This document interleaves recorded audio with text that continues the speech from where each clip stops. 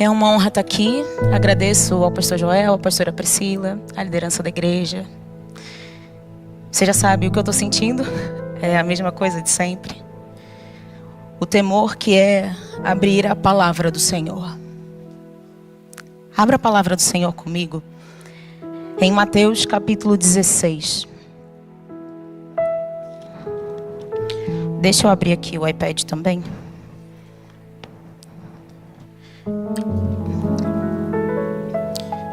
Hoje nós vamos falar sobre a essência da igreja.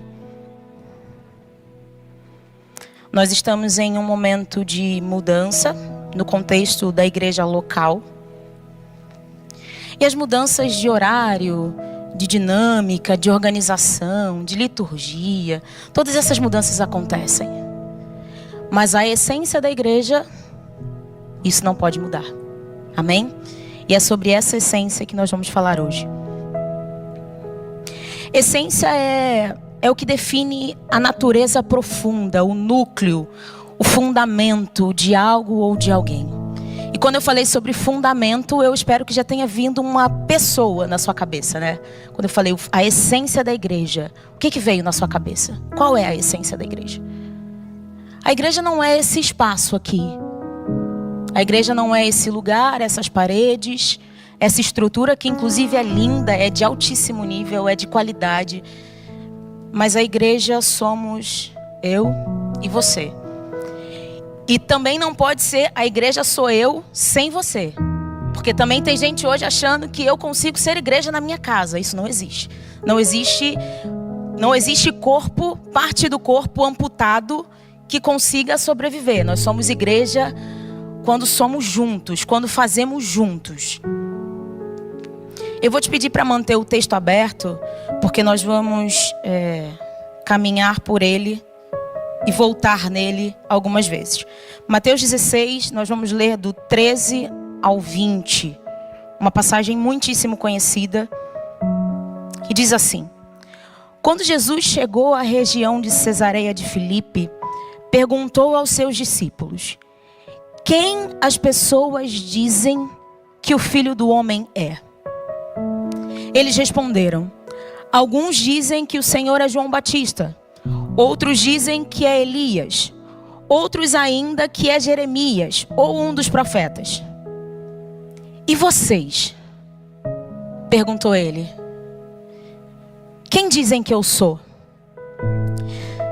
Simão Pedro, mais apressadinho, não é isso que o texto está dizendo, mas estou só fazendo uma ênfase, disse assim: O Senhor é o Cristo, o Filho do Deus vivo. E Jesus disse: Que privilégio que você teve, Simão. Ou em outras versões, bem-aventurado, Simão, filho de João. Foi meu Pai no céu quem lhe revelou isso. Nenhum ser humano saberia por si só. Agora eu lhe digo que você é Pedro. E sobre essa pedra edificarei a minha, olha aí, a minha igreja. E as forças da morte não a conquistarão. E outras versões vão dizer: e as portas do inferno não prevalecerão contra ela. Eu lhe darei a chave do reino dos céus. E o que você ligar na terra terá sido ligado no céu. E o que você desligar na terra terá sido desligado no céu. Então ele advertiu aos discípulos que não dissessem a ninguém que ele era o Cristo. Vamos orar? Senhor, essa é a tua palavra, fiel, infalível, inerrante, como o apóstolo Paulo disse, como uma espada afiada, que penetra a ponto de dividir juntas e medulas, alma e espírito, que é apta para discernir os pensamentos e intenções do nosso coração. Essa é a tua palavra viva. Abre os olhos do nosso entendimento nessa manhã. A tua palavra está escrita, registrada. Nós precisamos da revelação quando o véu é tirado dos nossos olhos e nós conseguimos contemplar aquilo que tu tens para nós nessa manhã. Tem misericórdia de mim, Jesus, porque eu sou incapaz. Use a minha vida com graça. com autoridade, prepara o nosso coração da tua igreja, para que nós sejamos terra fértil para a mensagem do Evangelho de Cristo. E prepara-nos para corresponder a isso. Reconhecemos que somos incapazes de corresponder, mas pelo teu Espírito, que age em nós, que mexe em nós, nós conseguiremos. Pela tua obra, Jesus. Amém.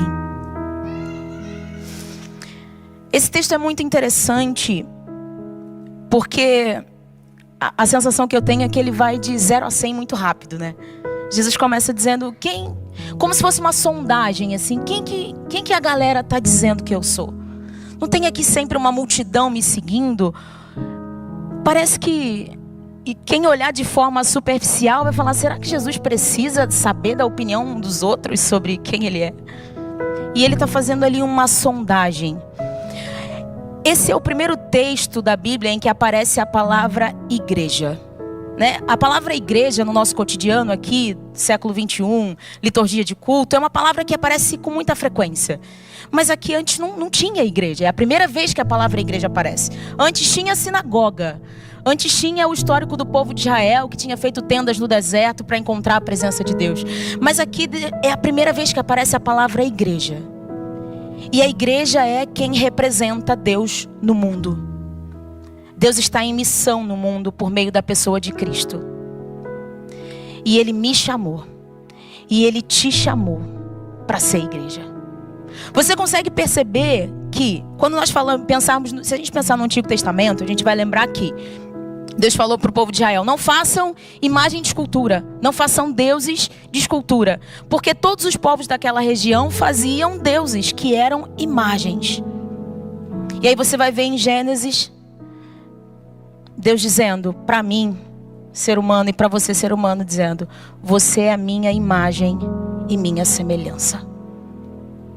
Com isso ele está dizendo, enquanto todos os outros povos fazem imagens de barro, eu que sou o Deus invisível, vou ser visto através de você. E aí a gente corta para esse texto aqui. Como que Deus vai ser visto no mundo? Através da igreja. Através de mim e através de você. Através de nós. Eu acho que eu não preciso dizer isso, mas se você sentir vontade de glorificar a Deus, faça. Há liberdade onde o Espírito de Deus se move. Se você sentir vontade de adorá-lo, faça. Não resista. Se desarme e contemple. A gente está aqui diante do que a gente chama de eclesiologia, que é o estudo da igreja. O que a igreja é. E também o que a igreja não é.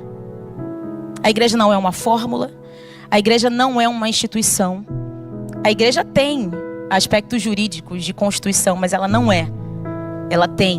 Ela possui ordem, organização, liturgia, tudo isso é o que faz o funcionamento do culto. Isso aqui é um culto coletivo. E eu quero te perguntar como é que está o seu culto individual. Sabe por quê? Isso aqui que nós fazemos hoje é o resultado daquilo que eu faço em casa, que você faz em casa. Se nós chegarmos aqui e tivermos a sensação de que Deus poderia ter se movido mais, a pergunta é, como está o seu culto individual ao Senhor? Porque se você não vier com o seu culto individual em dia, o culto coletivo, você vai sair com aquela sensação de que faltou algo, e não é porque faltou, porque Deus estava aqui. Deus está aqui. A presença dele está aqui. Mas a gente precisa responder. E se a gente vier cheio de coisas, a gente não vai conseguir.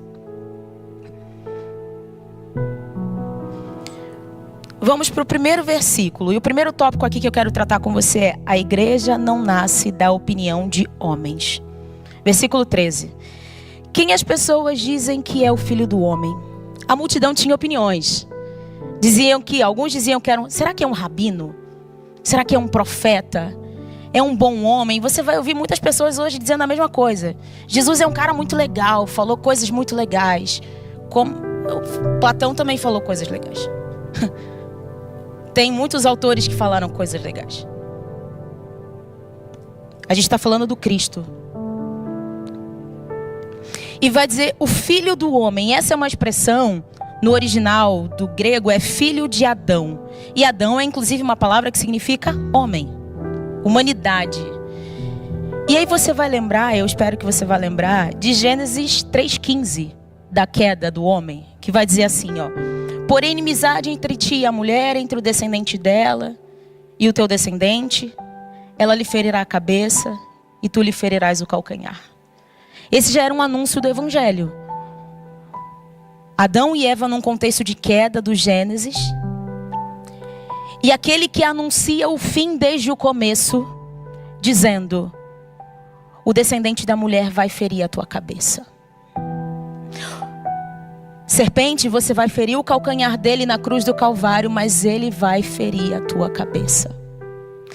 E aqui Jesus está dizendo: eu sou o filho do homem. Que filho do homem? Esse de Gênesis, que estava anunciando o fim desde o começo. E a pergunta é: mas por que ele não falou eu sou o Messias? Porque Messias era uma palavra que gerava uma incitação política. Lembra que o povo de Israel estava querendo um líder político. Ele queria que ele subisse num cavalo com um exército que derrotasse Roma. Eles queriam sangue.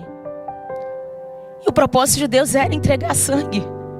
Mas era sangue na cruz. Era sangue por mim e por você. Era sangue para redimir a criação. Era sangue para acabar com a barreira que existia entre nós. O santo não comunga com o profano. O pecador não pode se achegar a Cristo senão pelo sangue. Aqueles discípulos queriam pegar suas espadas e lutar com Roma. E Deus está dizendo: vai ser com sangue, mas vai ser o meu. Eu vou entregar o meu próprio filho para reconciliar comigo a criação, por amor.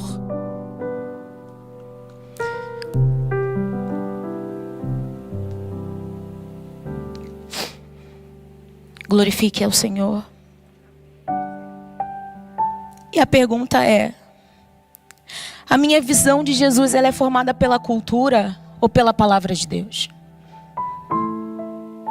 Eu sigo a Cristo pela revelação de Cristo registrada na Escritura, ou eu estou imaginando um Deus?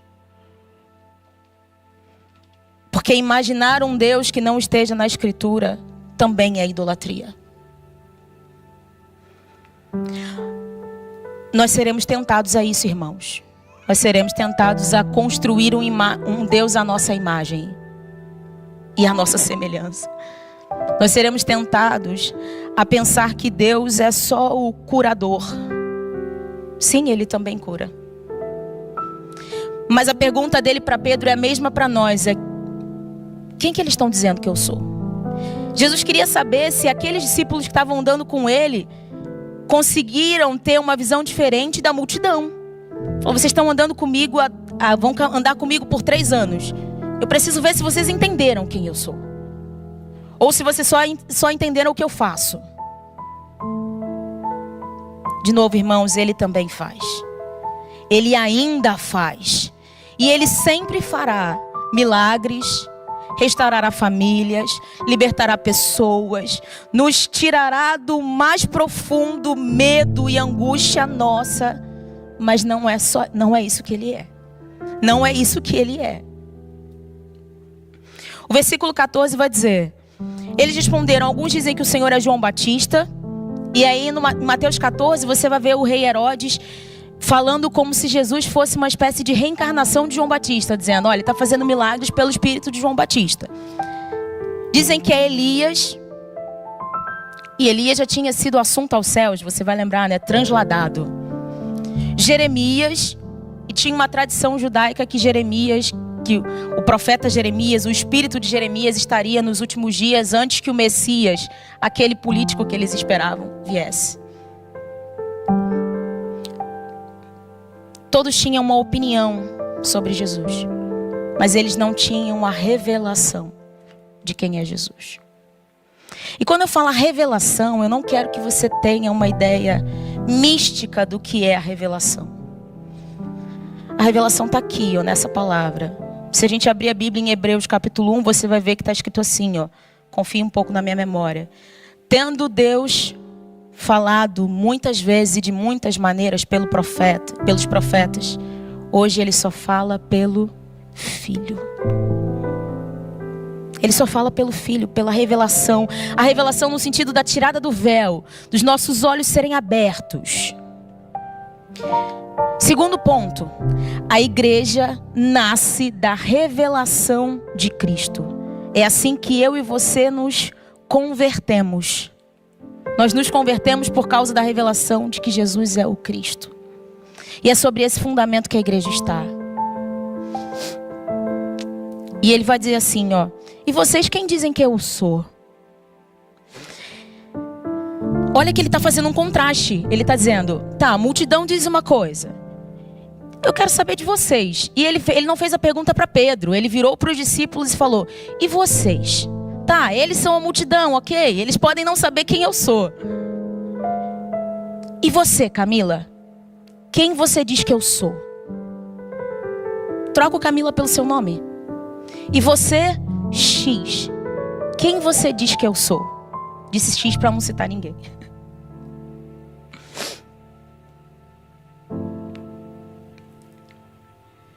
Jesus está dizendo, eles gostam do meu ensino, eles acham legal o que eu falo. Eles gostam dos milagres que eu faço, mas eles não conhecem a minha identidade. A minha pergunta para você é, você conhece a Cristo? Ou você aderiu à religião evangélica? Que meus irmãos, se você, vou te confrontar agora, tá? Se você saiu daqui no último domingo e chegou aqui hoje nesse domingo, e entre o domingo passado e esse domingo você não dobrou os seus joelhos, você não abriu o texto que você diz conscientemente que é a palavra de Deus. Se você não abriu a sua Bíblia para ouvir a palavra de Deus, você não entendeu. Você pode ter aderido a uma religião. Você pode ter se cristianizado, mas não se convertido. A conversão a Cristo exige resposta. Resposta nossa. Vamos ser incapazes de responder sim. Por isso tem a ação do Espírito em nós, para nos fazer responder. Se Jesus perguntasse hoje, quem você diz que eu sou? Qual seria a resposta? Vamos pensar na prática. Eu vejo às vezes as pessoas dando definições sobre Deus que não são a definição que Ele dá sobre si mesmo. Eu vejo as pessoas falando sobre o amor como se o amor fosse um sentimento. Quando o apóstolo João disse, Deus é amor. Então o amor não é um sentimento. Não é uma capacidade. O amor é a pessoa de Deus. Deus é amor. Eu vejo as pessoas discutindo sobre o que é a verdade. A verdade não é o conceito, a verdade é uma pessoa. Ele disse, eu sou o caminho, eu sou a verdade, eu sou a vida. Tem gente tentando encontrar verdade longe da verdade. Você não vai encontrar. A verdade para o meu casamento está na pessoa de Cristo. A verdade para orientar os meus pacientes, os meus alunos, está na pessoa de Cristo. A verdade para criar os nossos filhos está na pessoa de Cristo. Não estou dizendo com isso que a gente não vai estudar. Vocês sabem que eu estudo e que eu gosto disso, mas a verdade a gente só vai encontrar em Cristo. A gente não pode trazer para as nossas vidas outras definições que não sejam o que a Bíblia diz. Porque a Bíblia é a verdade. E está na pessoa de Cristo, porque você vai lembrar de João 1. No princípio era o verbo. Quem é o verbo? Jesus disse, eu sou a palavra, então Ele é o verbo. A palavra é o verbo, Jesus é o verbo. A palavra mostra Cristo. E aí no versículo 16, Pedro vai dizer, tu és o Cristo. Ele está dizendo com isso, ele está dizendo, você não é o carpinteiro. Que coisa maravilhosa. Você não é o carpinteiro. Você não é só o filho de Maria e de José. Você não é um homem da Galileia, da periferia de Nazaré, de onde não vem nenhuma coisa boa. Você não é esse homem que eu estou vendo naturalmente só. Você é o Cristo. Isso, irmãos, é uma expressão messiânica. Eu preciso que você entenda. Ele está olhando para um homem com os pés empoeirados, um judeu aparentemente qualquer, em que ele olha e fala: você é o Cristo. O Cristo prometido em toda a Escritura. Ele já tinha ouvido tantos profetas profetizarem e dizendo que o Messias viria para nos reconciliar. Você consegue perceber a profundidade disso? Se nós não soubermos quem é Cristo, nós estaremos construindo a nossa casa na areia. Irmãos, o vento vai bater. No mundo nós teremos aflições. Os nossos parentes continuarão tendo doenças. Nós continuaremos tendo doenças. As nossas posses continuam podendo ser perdidas. E por isso Jesus vai dizer: não ajuntem tesouros. Não ajuntem tesouros onde a traça corrói, onde o ladrão rouba, onde a ferrugem destrói.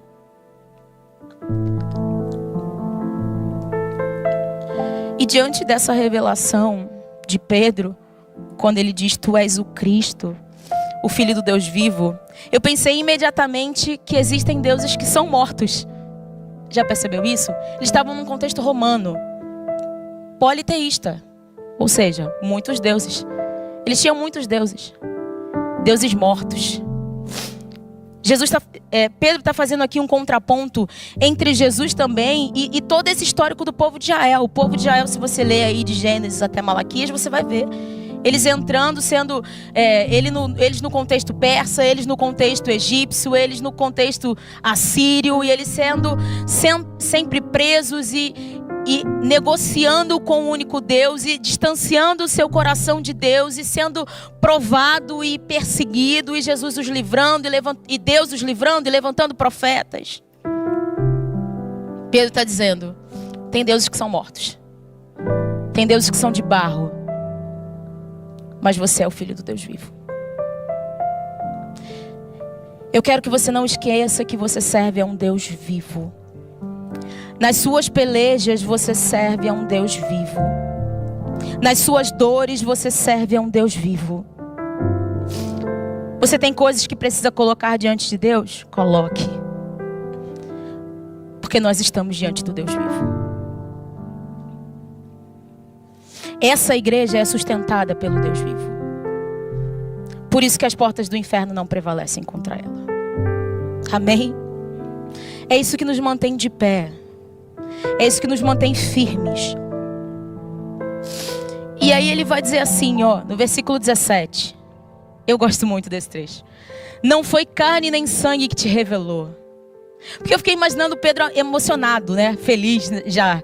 Falando, nossa, cutucando assim o Tiago, o João falando, agora eu mandei bem. Eu mandei bem demais. Olha aqui o raciocínio. Olha como eu sou esperto. Olha o raciocínio que eu, um pescador, consegui fazer. E Jesus olha para ele e fala: Pedro, tu é um cara legal. Tu vai ser o líder da igreja de Jerusalém. Vai ser um apóstolo fish. Tu vai ser um apóstolo fish, mas não foi carne nem sangue que te revelou. Sabe por quê? Ser igreja não nasce do convencimento. Nasce da revelação. E aí você já vai entender. Às vezes eu vejo as pessoas falando: poxa, eu conheci tal pessoa e ele esteve tanto tempo na igreja e servia tanto e fazia coisas tão legais e era tão dedicado, mas ele se desviou e agora ele fala contra o evangelho. É plenamente possível para alguém que não teve a revelação de quem é Cristo, que viu na igreja a sua perspectiva social, como um grupo social. Eu vou lá porque é muito legal. Se você vem aqui, não estou autorizado pelo pastor para falar isso, mas se você vem aqui porque aqui é muito legal, esqueça, você não entendeu nada. Não estou dizendo que não possa ser legal. E mas se você vem por isso, você não entendeu. Se você veio para ver os amigos, você não entendeu. Se você veio para se sentir útil e fazer alguma coisa, você não entendeu. O Senhor não nos chamou para fazer coisas para Ele. Ele nos chamou para fazer coisas com Ele. Ele está em missão de restaurar a criação e de nos levar de volta para Ele. E tudo o que nós fazemos precisa ser com Ele. Camila, eu estou fazendo para Ele. Pode estar com a motivação certa, mas vamos ajustar isso aí. Enquanto você, pessoal, vou dar o exemplo do pessoal da mídia, porque sempre que eu mando, sempre não, né? As 2 vezes que eu mandei esboço para eles, eu coloquei lá uma nota dizendo: ore por isso. Enquanto você digita orando. Digita clamando a Jesus por isso. Por quê? Porque isso aqui que eu estou fazendo é produto de algumas horas de dedicação e oração que não são só minhas. Teve muita gente orando aqui antes. Teve muita gente orando a semana inteira. E falando: Jesus, prepara o coração da igreja. Quebra as resistências. Atrai as pessoas certas. Levanta nessa igreja uma geração que responde ao teu chamado nesse país. O meu marido fala isso para mim direto. Ele fala... Ele trabalha num banco e ele falou: Deus não me tirou lá do Brasil para trabalhar no banco. Deus não tirou ele do Brasil, e porque tirou ele, me tirou do Brasil para ele trabalhar num banco. Deus nos trouxe para cá com um propósito. Eu e você. Tem um trecho lá em Mateus 11, 27. Eu vou citar e vou dizer para você anotar e ler depois. Diz assim: todas as coisas me foram entregues por meu Pai, Jesus falando. E ninguém conhece o Filho senão o Pai. E ninguém conhece o Pai senão o Filho e aquele a quem Ele quiser revelar. Eu vejo às vezes as pessoas falando: eu aceitei a Jesus. Meio certo. Não estou dizendo que você não tenha aceitado. Eu estou dizendo que Ele te atraiu. Irresistivelmente. Porque se você ouvir o relato de conversão de alguém, a pessoa vai falar: eu fui assim, como se eu estivesse sendo amarrado, atraído. Chegou lá, eu estava lá. Eu nem entendi muito bem. Eu só fui entender depois. Eu só sei que eu não conseguia não ir.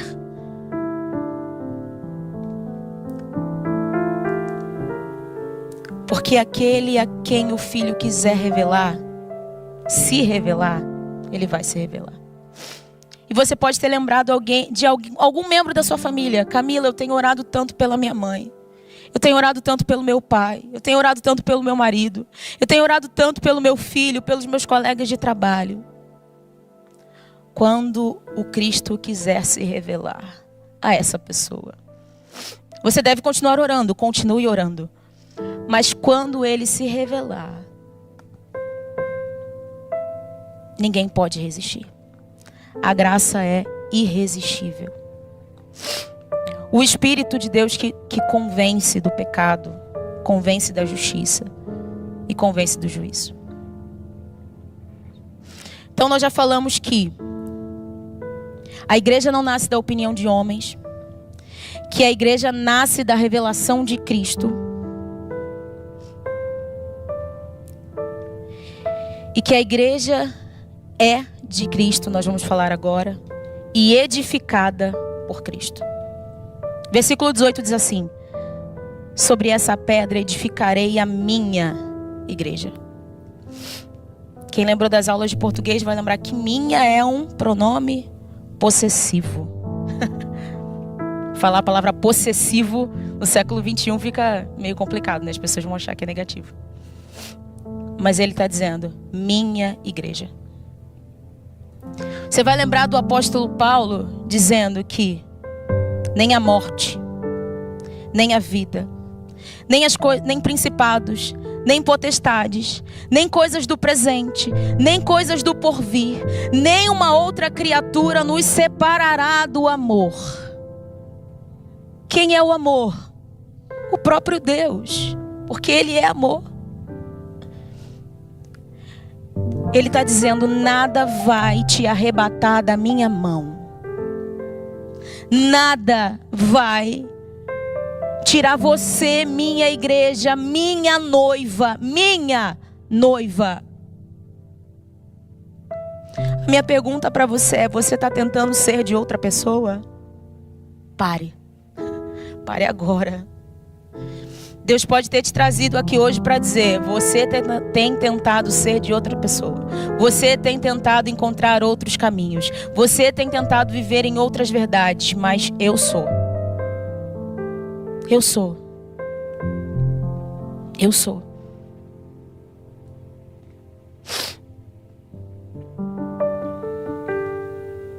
Que nada nos tire. Que nada nos arrebate. Que nada nos separe. Vou beber um pouquinho de água aqui, tá?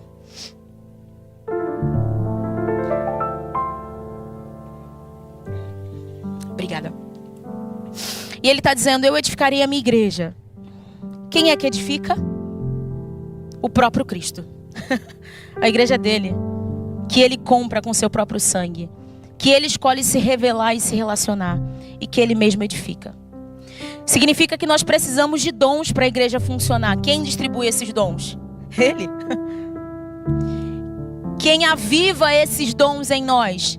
Ele.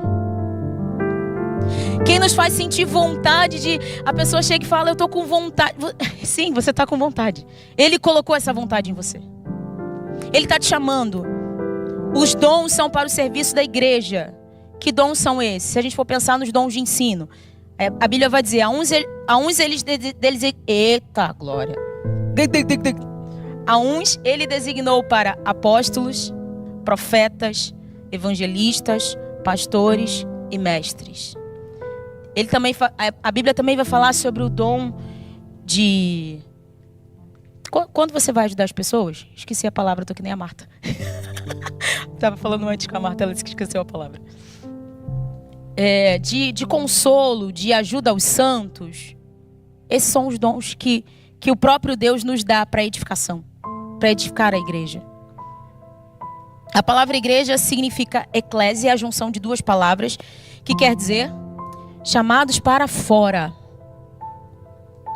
Eu fico imaginando, às vezes eu viajo, eu preciso dizer, eu fico imaginando Deus pensando: com o tempo vai passar, eles vão se organizar em sociedades, e aí eles vão querer construir espaços, e eles vão construir espaços cada vez mais legais, grandes, com luzes, com música, com muita coisa, e ele está dizendo: eu chamei vocês para fora. E a gente fala: eu vou na igreja. E eu fico imaginando o Espírito Santo: mas vai, calma, não tô a perceber. É o Espírito Santo português. Não tô a perceber. Você vai aonde? Na igreja? Tá. Não tem problema da gente usar isso, porque a gente poderia dizer: agora só vamos dizer, vou ao lugar onde a igreja se reúne para o culto coletivo. Vai ficar muito longo, a gente pode continuar dizendo vou à igreja. Desde que a gente tenha consciência de que não tem como ir para a igreja, só se for para dentro, assim. Eu vou para a igreja. Porque vou me juntar junto com a Sofia, falar: eu e Sofia vamos para a igreja. E aí Jesus está dizendo, sobre essa revelação aí, Pedro, de que eu sou o Cristo, é sobre isso que eu vou edificar a igreja. E quando ele diz a palavra igreja, ele está dizendo: e eu vou chamar vocês para fora. Porque você vai lembrar também do que vai acontecer lá em Mateus 28. Na grande comissão, ele vai dizer: toda a autoridade me foi dada no céu e na terra. Portanto, ide. E aí no original vai dizer indo por todo mundo. Porque ide dá aquela sensação de que um dia eu vou e no outro eu posso não ir. Mas ele está dizendo indo. Indo para onde? No Pingo Doce. Vai no Pingo Doce. Quando encontrar a moça lá no caixa, fala: e aí, tu conhece Jesus? Indo para onde? Para a reunião do trabalho. Qual? Naquela em que as pessoas ficam chutando uma canela da outra. Na oportunidade certa, no cafezinho, você vai falar: tá com problema na família. A pessoa vai contar e você vai falar: então, conhece alguém que consegue resolver esse problema, consegue te ajudar a lidar com isso. Pode não mudar imediatamente tua família, mas vai mudar você por dentro de forma que vai mudar a tua família. E a pessoa vai falar: não estou entendendo. Indo por todo mundo, façam discípulos. Porque senão, se fosse só ide, eu poderia falar: mas eu nunca fui para a África. Talvez nem sei se vou, eu espero ir. Mas para alguns de nós eu vou aqui onde eu tô. Jesus está dizendo: indo por todo mundo, Faça discípulos. E olha que esse mandamento é duplo, tá? Ele está dizendo, faça discípulos, ensina a guardar. Batiza ele em mim, mergulha ele em mim, ensina ele a guardar. É um trabalho de discipulado, que foi o tema que nós falamos da outra vez que eu estive aqui. Então a igreja é edificada sobre o Cristo revelado. A igreja é edificada por Cristo. A igreja pertence a Cristo. Minha pergunta para você é: sobre o que você está edificando a sua vida? Sobre as pessoas? Eu já vi gente falando, eu vou sair da igreja porque eu me chateei com o pastor. Pelo amor de Deus. Faz a me irritar. eu passei pela Camila e não falou comigo. Se nós edificarmos sobre pessoas, você vai sair. Se você edificar sobre coisas... Eu já vi gente falando, eu estava orando muito pela cura da minha mãe morreu. Se edificar sobre a cura da sua mãe, pode ser que Deus não cure. E eu vou dizer isso porque eu já orei pelo meu pai, eu já orei pela minha avó, eu já orei pela minha tia, orei pelo meu tio. E em 45 dias, os 4 morreram. E o que eu pude fazer foi, existe um Deus soberano que governa. Existe um Espírito dele que mora em mim e que me consola. E eu vou me sentir chateada, entristecida, angustiada, e ele vai dizer, vinde a mim. Você está cansada? Vem a mim. Pega aqui o meu fardo. Ele não disse que não teria fardo, tá? Ele disse que eu ia trocar o meu pesado pelo dele que é leve. Ele não disse, você vai me seguir e vai andar sem fardo. Isso não é evangelho. Tem gente na internet, no púlpito, na televisão, dizendo, vem que vai ser fixe, vai ser tranquilo. Não vai ter fardo. Vai ter fardo. Mas vai ser leve. Porque você vai estar com ele. Porque ele vai te sustentar. Porque é ele que te edifica. Isso, gente, não é etéreo, não é imaterial. Eu estou falando de você acordar no dia mau. Quando está tudo caindo à sua volta. Quando você perde um emprego. Quando alguém morre. Quando seu filho está rebelde. Você precisa lembrar que ele te edificou. Ou seja, você tem base. Você tem alicerce. Você tem alicerce. Essa pedra da revelação de Cristo. Tem aí um conflito teológico, inclusive, com a Igreja Católica, que é... Eles vão dizer que Pedro é a pedra. Mas a pedra é a revelação de que Cristo é o Filho do Deus vivo. E por último, o quarto, a igreja manifesta o reino de Deus. Versículo 19 diz assim: eu lhe darei a chave do reino. E eu vejo a galera ficando animada com essa chave. Falando, agora... A galera fala, a chave está na minha mão, está comigo. Pega a chave, irmão, vai abrir todas as portas. E Jesus dizendo, não falei nada disso. Se não tiver no contexto, eu não tenho nada a ver com isso. A chave foi dada à igreja. Não dá para eu chegar e falar, eu sou representante. Não, o representante da igreja é Cristo. Ele é o Senhor da igreja. Ele é o dono da igreja. Ele é o noivo da igreja. Eu não posso pegar essa chave e querer usar para o meu próprio interesse. A chave é para a obra do Cristo. Para a igreja de Cristo. É para as portas do inferno que não vão prevalecer contra a igreja de Cristo. Mas ele nos deu uma chave. Nós, a sua igreja. E ele vai dizer, essa chave representa a autoridade. A igreja tem autoridade. Você vai lembrar de quando ele enviou os 70. Ele disse, vocês vão expulsar demônios. Vocês vão curar enfermos. Vocês vão proclamar o reino. Eu vejo às vezes cristão andando cabisbaixo. Como se você fosse ninguém. Precisando de autoajuda. Não que autoajuda seja um problema. O problema é que você tem o Cristo do alto. Para que você vai precisar de autoajuda? O Deus que se humilhou, em Filipenses vai dizer, ele é a imagem do Deus invisível. E essa imagem do Deus invisível, ele se humilhou até a morte de cruz, e assumiu uma forma de servo, pelo que Deus lhe deu o nome. Aleluia. Para que o nome de Jesus todo joelho se dobre e toda língua confesse. E esse Deus colocou o seu Espírito em mim e em você. É com essa autoridade que você tem a chave para ligar na terra o que foi ligado no céu. E aí o ponto é, Camila, qual é a ordem? Você vai lembrar da oração que Jesus nos ensinou. Pai nosso que estás, onde que está esse Pai nosso? No céu. É o céu que está regendo a terra. É o invisível que está regendo o visível. Eu vejo as pessoas tentando inverter as coisas, querendo dizer, eu declaro. Você só pode declarar se estiver na Bíblia, irmão. Se não tiver, você não pode. Você não pode Você pode profetizar tudo que tiver na Bíblia. Tudo que não tiver, você não pode. Eu reivindico. Você reivindica o quê? É o invisível que tá regendo, reinando o visível. Você quer saber o que Deus quer fazer? Lê sua Bíblia e se move nesse espírito. Se move na direção desse discernimento. Mas Ele deu uma chave para nós, a sua igreja.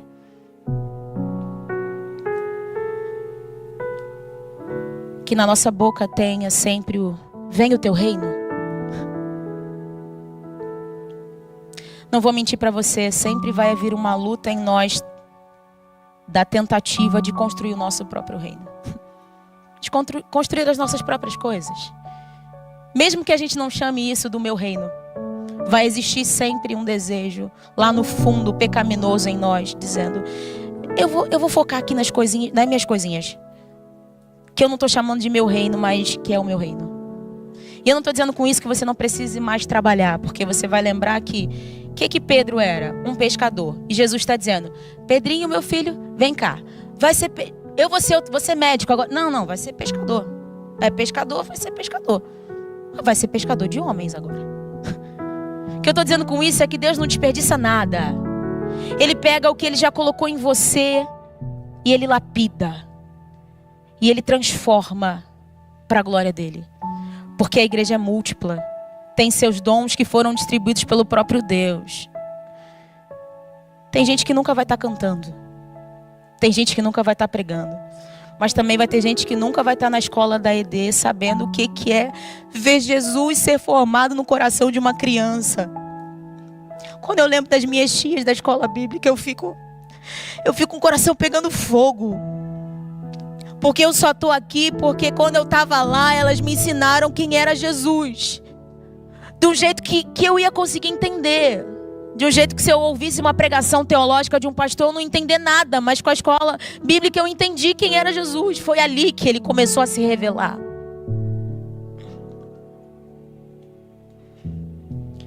Para finalizar, a pergunta é: e se Jesus te fizesse a mesma pergunta? Quem você diz que eu sou? Quem eu sou na tua vida? Quem eu sou na tua casa? Quem eu sou no seu... Como eu posso ser visto nos seus relacionamentos? Você está caminhando de acordo com essa revelação?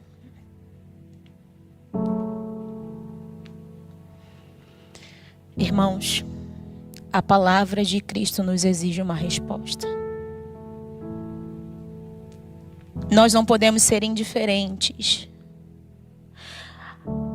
à palavra de Deus que é ministrada.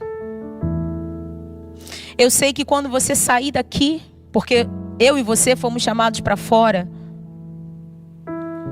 todas as distrações vão tentar nos pegar de novo. As distrações do capitalismo, as distrações de um mundo que é volátil, incerto, instável, ambíguo. Instabilidades políticas, econômicas, sociais. Vai estar tudo aqui. E Jesus vai dizer: eu te chamei para fora. tanto fora desse espaço físico, quanto fora da sua vidinha. Ele está olhando para mim e falando: Camila, eu te chamei para você estar fora. Eu sei, você tem problemas, eu sei. Mas eu te chamei para fora. Sai disso. Olha para mim. Esse é o nosso chamado. Você pode se colocar de pé? Nós vamos orar. Porque eu acho que você se sente como eu. Você fala: Jesus, os seus padrões são muito elevados e eu não sou capaz. Eu não sou capaz de responder. Eu não me sinto capaz de responder. Eu preciso da obra do Teu Espírito. Eu preciso da obra do Teu Espírito. Nós vamos cantar uma canção.